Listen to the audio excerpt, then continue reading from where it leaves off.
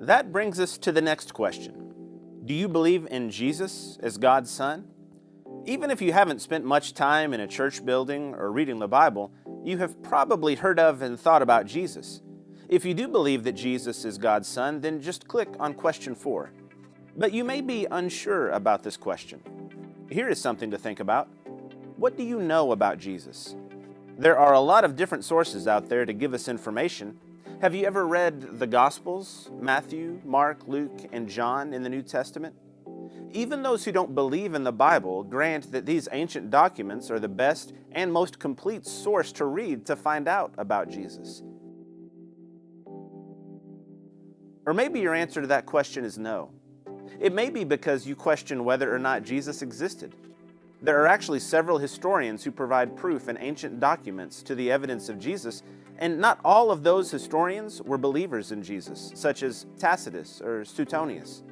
And not only that, but because there is no document with greater manuscript evidence than the Bible, the Gospels are also proof of Jesus living. Maybe you feel that Jesus was just a good man and a good teacher.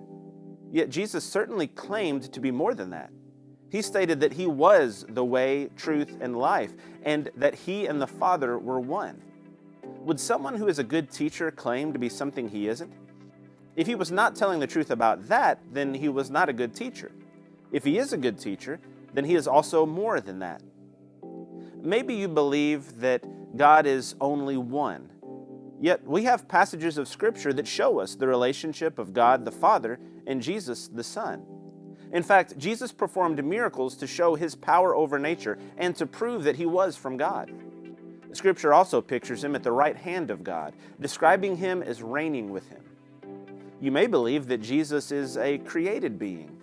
Yet there are several places in Scripture that remind us that Jesus is God.